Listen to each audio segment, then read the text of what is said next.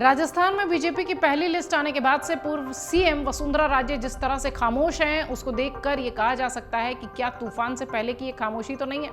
क्योंकि पहली लिस्ट में जिस तरह से उनके वफादारों के टिकट काटे गए हैं, नाम काटे गए हैं, उसके बाद से ये कहा जा सकता है कि वसुंधरा राजे की खुशी को कहीं नजर तो नहीं लग गई है। पहली लिस्ट में 41 सीटों के लिए नामों की घोषणा के बाद वसुंधरा राजे के वफादार विरोध जता रहे हैं, लेकिन वसुंधरा राजे चुपचाप हैं।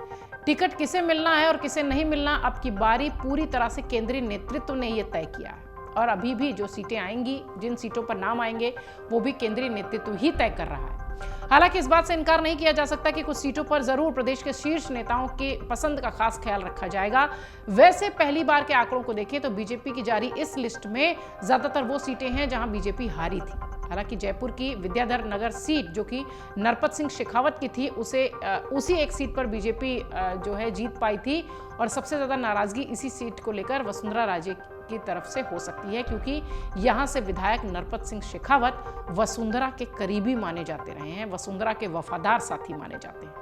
लेकिन फिर भी भैरव सिंह शेखावत के दामाद और बीजेपी का बड़ा नाम नरपत सिंह राजवी का टिकट काटकर दिया कुमारी को देना यह दिखाता है कि केंद्रीय नेतृत्व टिकट बंटवारे में किसी दूसरी ही रणनीति पर काम कर रहा है। फिलहाल वसुंधरा राजे किस सीट से चुनाव लड़ेंगी ये अभी तक तय नहीं हुआ है, ये तय होना बाकी है। लेकिन पहली लिस्ट के बाद अब इंतजार बीजेपी की दूसरी सूची का है। इस बीच खबर यह भी है कि बीकानेर और जोधपुर संभाग के बड़े नाम और केंद्र सरकार में मंत्री और राजस्थान में सांसद गजेंद्र सिंह शेखावत, कैलाश चौधरी और अर्जुन मेघवाल को भी चुनावी मैदान में उतारा जा सकता है। दूसरी सूची का इसलिए ज्यादा इंतजार हो रहा है। बीजेपी की दूसरी लिस्ट में नामों को लेकर सस्पेंस लगातार बरकरार है। इधर कुछ दिनों से कई ऐसे नेता हैं जो पूर्व मुख्यमंत्री वसुंधरा राजे से मुलाकात कर रहे हैं। संभावना यह भी है कि ये मुलाकातें टिकटों के संदर्भ में होंगी। लेकिन इस बार प्रदेश के नेताओं की बात करें तो केंद्रीय नेतृत्व जितना तवज्जो दे रहा है, ऐसा लगता है कि उनसे बिना पूछे ही टिकटों का जो बंटवारा है वो हो रहा है। शायद यही वजह है कि वसुंधरा राजे काफी समय से खामोश थी और अभी भी हैं, क्योंकि बीजेपी की दूसरी लिस्ट जल्दी आने वाली है। संभवतः 70 सीटों पर पार्टी की तस्वीर साफ हो जाएगी। बीजेपी ने जिस तरह से नरपत सिंह राजवी का टिकट काटकर दिया कुमारी को मैदान में उतारा, उससे इस बात को भी बल मिल रहा है कि क्या अब बीजेपी राजस्थान में अपना सीएम फेस बदलने वाली है। क्या अब की बार वाकई में वसुंधरा राजे को साइडलाइन कर दिया गया है?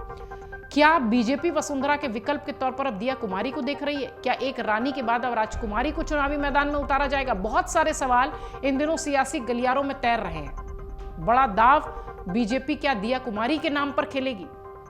बहरहाल ये सारे कयास हैं, अभी तस्वीर साफ होना बाकी है। एक तरीके से देखिए तो राजस्थान में महारानी वर्सेस राजकुमारी का जो एक कह लीजिए कि एक प्रोजेक्ट करने की कोशिश बीजेपी की है, और इसे लगातार राजनीतिक गलियारों में चर्चा का विषय भी बनाया जा रहा है कि क्या वसुंधरा राजे अब साइडलाइन हो रही हैं और दिया कुमारी विकल्प के तौर पर तैयार हो रही हैं। क्योंकि जिस तरीके का मुकाबला इस वक्त दिखाई दे रहा है कि वसुंधरा राजे के करीबी को हटाकर दिया कुमारी जो कि सांसद हैं उन्हें टिकट देना, ये बताता है कि निश्चित तौर पर बीजेपी ने राजस्थान के लिए कुछ और ही सोच रखा है, और शायद इसलिए टिकटों का बंटवारा केंद्रीय नेतृत्व की ओर से ही लगातार किया जा रहा है। अमर उजाला अब आपके टीवी पर भी। अपने स्मार्ट टीवी पर यूट्यूब पर सर्च करें अमर उजाला, चैनल सब्सक्राइब करें और देखें ताजा खबरें, वो भी HD क्वालिटी में। और हाँ, बेल आइकन दबाना ना भूलें ताकि हर खबर हो आपके घर। अमर उजाला, निष्पक्ष, निर्भीक, निरंतर।